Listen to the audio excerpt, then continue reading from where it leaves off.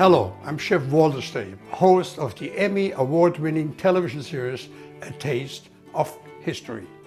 My show travels the world, exploring the culinary traditions, both past and present, of historical occasions across the globe.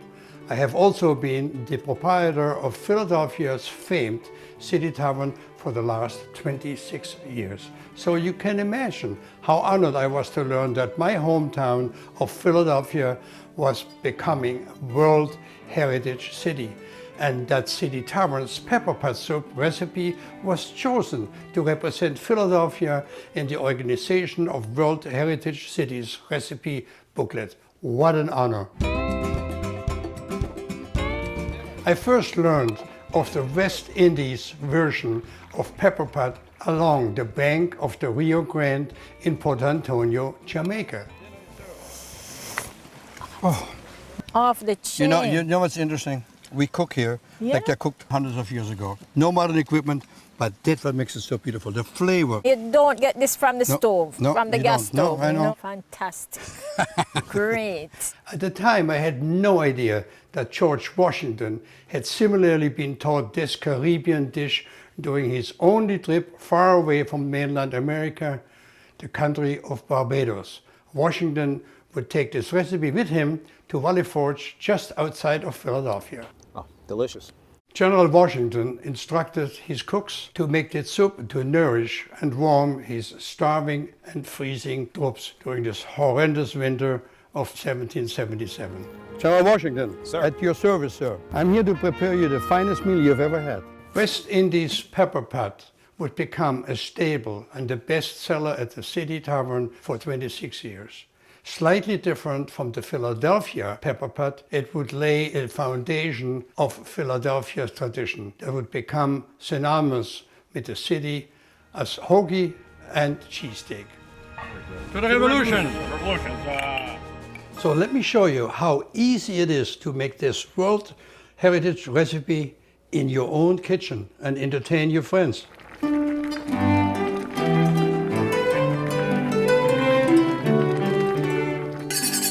All right, so to start off for the West Indies Pepperpot, you need some nice marbled beef, like you see Miriam right here. Cut it in a cube, like so. And you want to have a pot under fire, a stuck pot, any kind of a pot. And basically all you're going to add into this pot is a little bit of oil. Any kind of oil will do. And you're going to take the meat, a little bit of salt on it, and a little bit of pepper. And you want to add it into your pan. Next, I'm going to cut some pork. Same idea. Fatty part would be better for the flavor.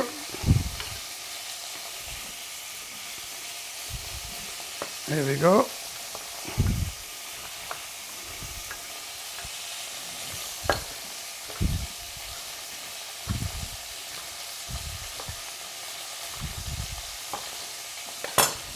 And it goes in here as well. Now what you want to do, you want to caramelize the meat. Really gentle, but good caramelization is the flavor. We got an onion to chop quick, and we got some garlic that we're going to add in shortly. The onion for that can be kind of cut coarse. You don't need to cut it too fine for that.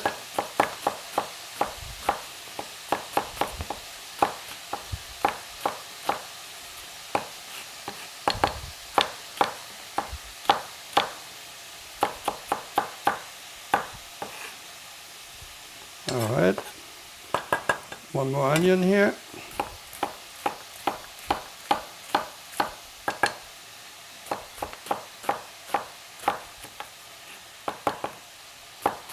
The meat is caramelizing really good.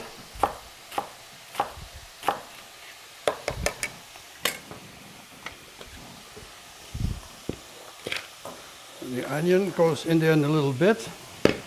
The trick of the West Indian pepper pot is that it doesn't get any stuck until much, much later. So everything is kind of wilted down together. Now we're going to get some garlic really quick here.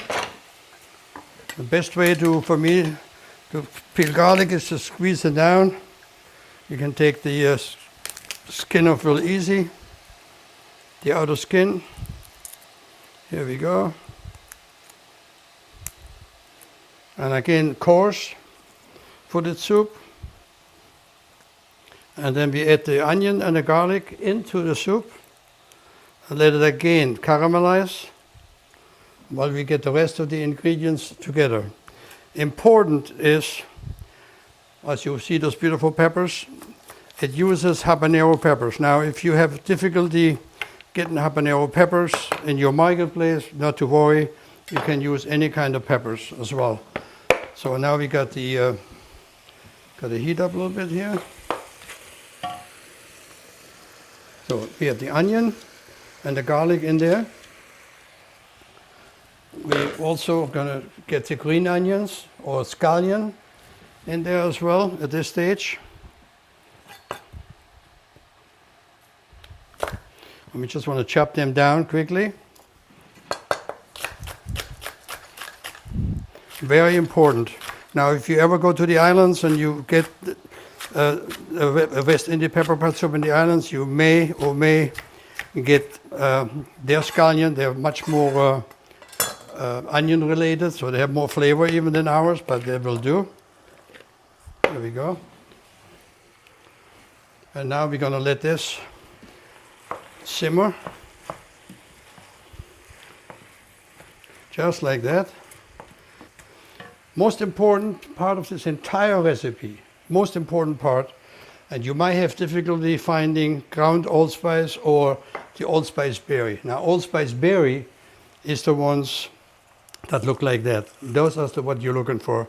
And the allspice berry, all you would really do is you break them. You break them with a knife or the bottom of a pot, like so,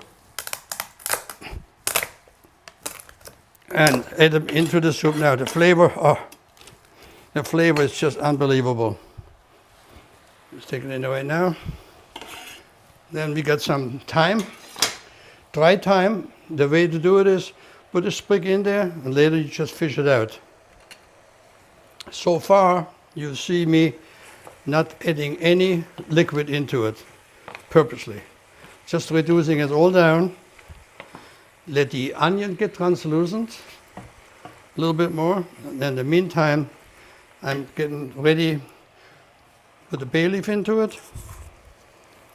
And like I said, if you cannot get the allspice berry, the ground allspice will work.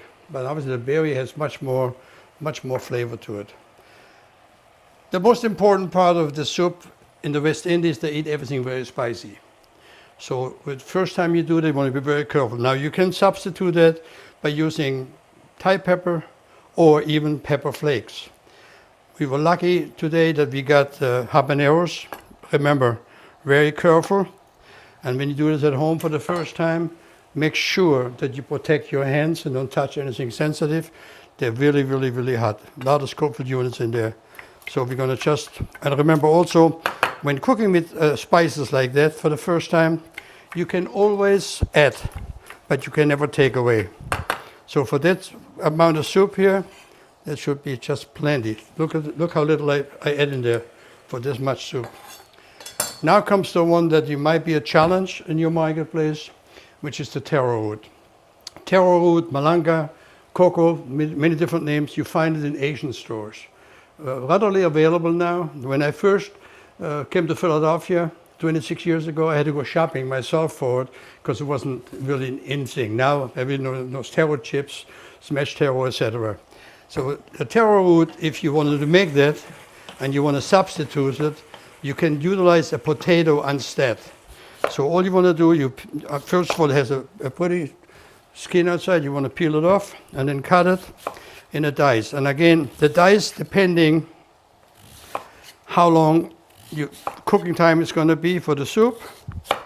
So you cut it in a dice like so. And like I said, don't be discouraged if you cannot find it on your local supermarket. Like I said, Asian market would have it, and you add this in there now. Remember, no stock yet. And talking to the stock, we'll get to this in a moment. The stock and the callaloo are the two other main ingredients that makes that soup fantastic. Now you have to remember, I learned this soup on the bank of the Rio Grande from Miss Betty. No running water, sleeping in hammocks. I spent about a week in the bush learning all the different recipes because I was working with a developer of a Jamaican property and I had to learn all those things. So here we go. You go in now.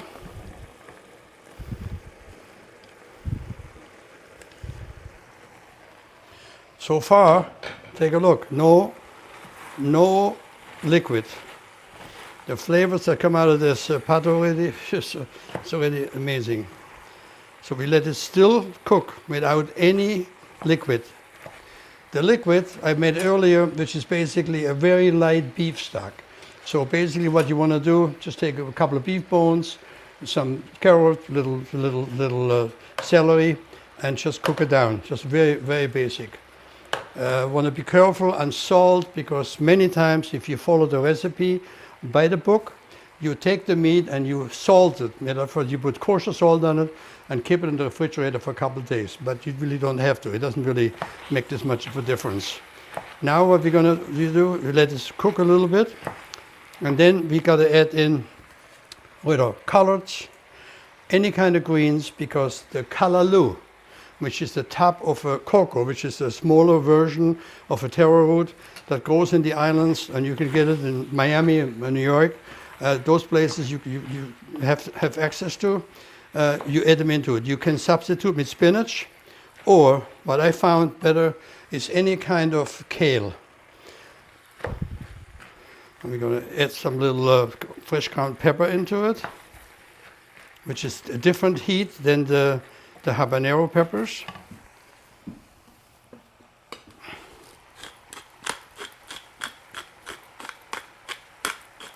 God, the flavor is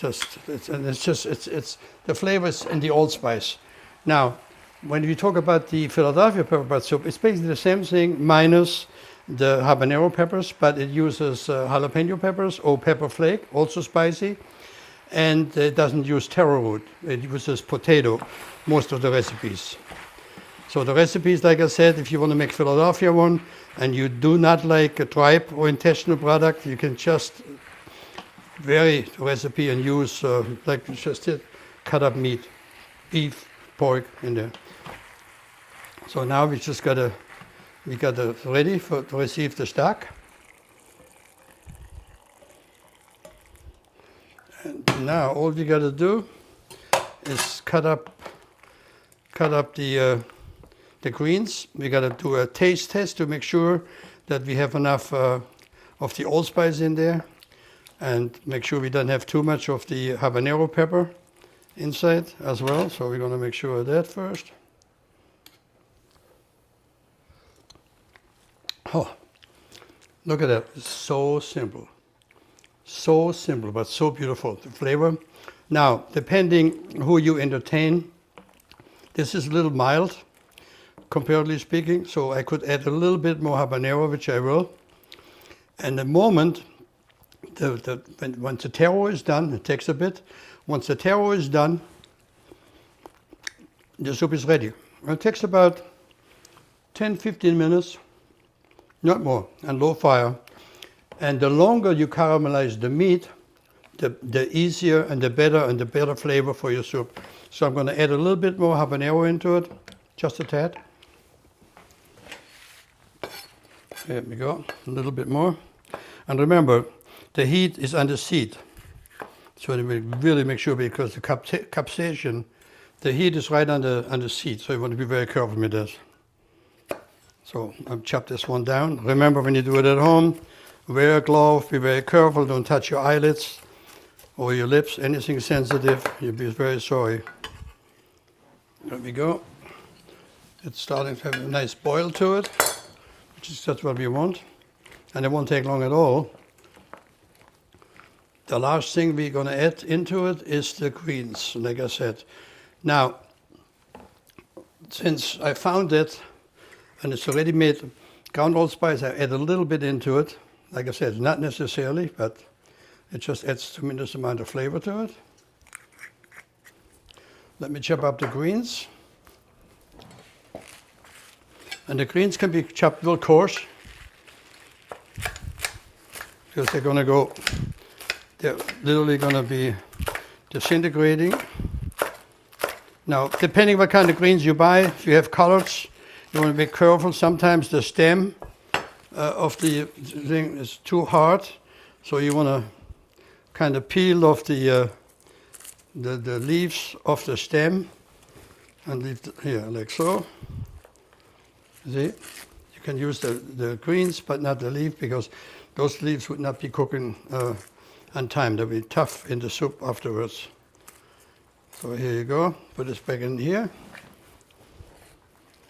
This is trash.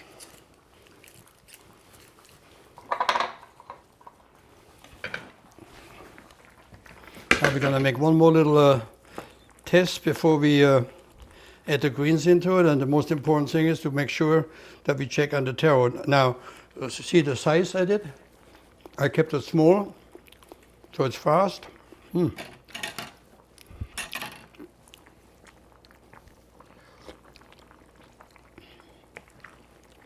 Very good. Very, very good. Let me check on the meat quick.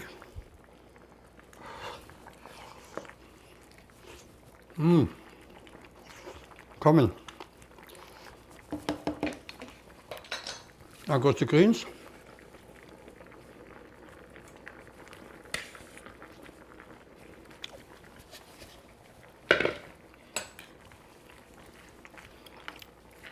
Like I said, spinach can be used.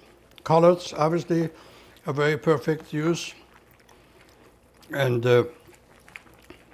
within the next couple of minutes, let it simmer, and your West Indian pepper pot is completed. And if you make your Philadelphia style pepper pot, you make a few little changes to it. So you cannot imagine how honored I was when I found this recipe in the World Heritage recipe booklet. This is a great honor. And it sits for a while. If you reheat it, it gets even better, and it's a dynamite meal. So now we're going to try a little bit of that.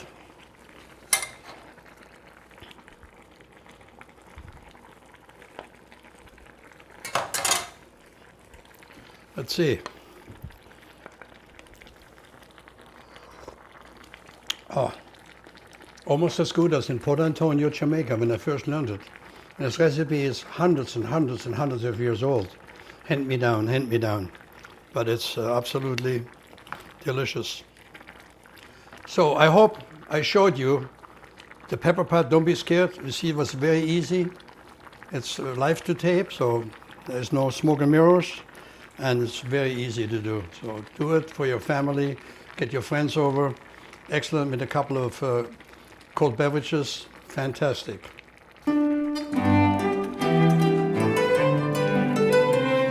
You may think that it's strange to have those ingredients available in 18th century Philadelphia, but you must remember that the English ships traveling the southern trade route from the islands to the inner harbor of Philadelphia. So the chefs, especially the city tavern, had all those great spices and a variety of herbs available at their fingertips, and found its way to the very fabric of Philadelphia life. Now that you have learned how to make Pepperpot soup, let's explore more about its traditions and what makes it uniquely Philadelphia. I'm reminded of a saying my friends at the Mummers Museum say: "Here we stand before your door as we stood the year before." Give us whiskey, give us gin, open the door and let us in, or better give us something hot, a steaming bowl of pepper pot. This was recited by the mummers in the 17 and 1800s as they went door to door in celebration of the New Year. I understand the mummers like a little heat. Yeah, you're correct in that. We like a little heat, we like it spicy. Now, in my restaurant, the City Tavern, we serve pepper pot all along, but it's a West Indian recipe that was actually used when George Washington crossed the Delaware. The difference is the tripe that goes into the soup. So first step, I have some beautiful chuck. Any kind of beef goes into it. Just take a piece of the beef here. You want beef that's a little fatty for that. And you just want to cut it down to a small dice. And this is basically stays in the soup for additional flavor. Because tripe by itself doesn't have a lot of flavor exclusively. Now you don't have to use beef if you feel like it. It works with many other recipes as well, but the recipe that I'm most fond of it is this one that I'm making. Dates back to the early days of mummery. And the entire process of the soup will take place right here. So I'm gonna get some heat into it. I have a little bit of oil.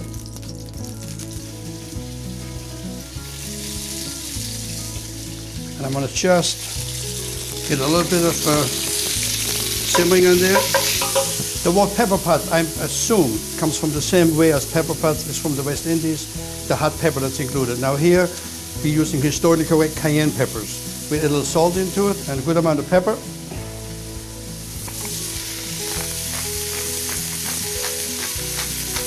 And then we're gonna add the onion.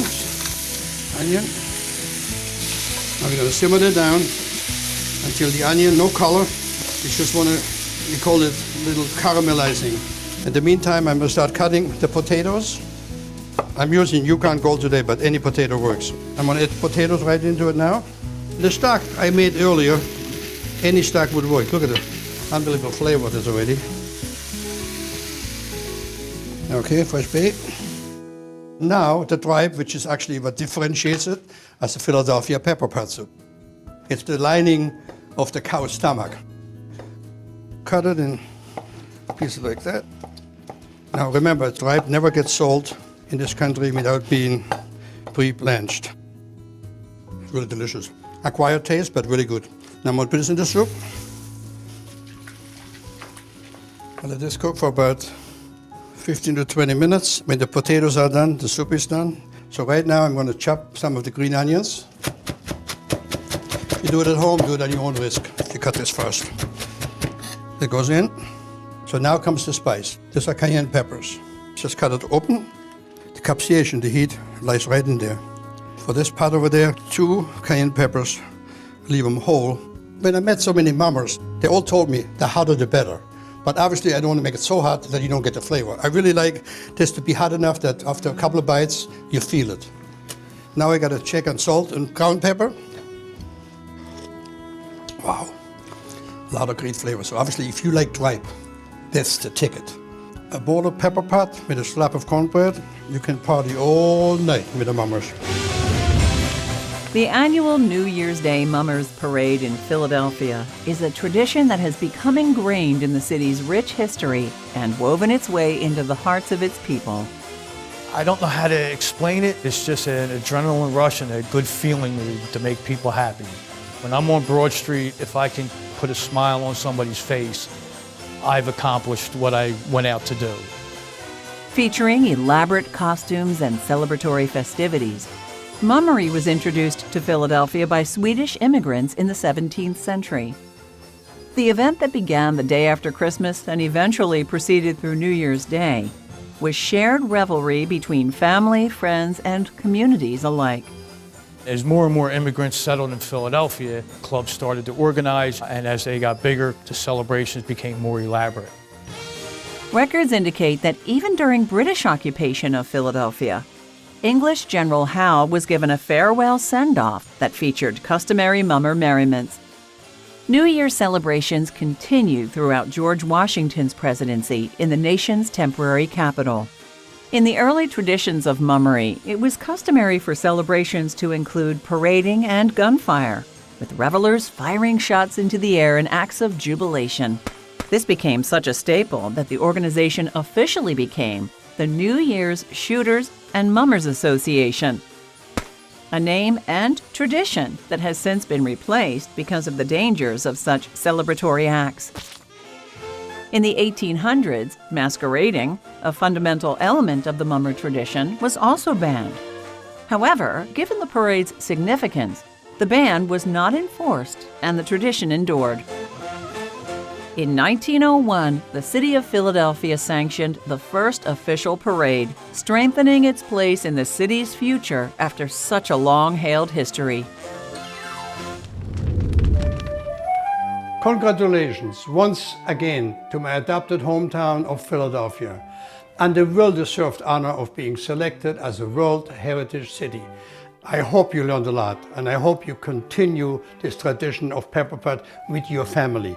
And to help you, my books have explicit recipes for the West Indy in the City Tavern cookbook and the Philadelphia Pepperpot in the Taste of History cookbook. And please, check out my series, A Taste of History, on Amazon Prime, on PBS, and many other platforms. Huzzah!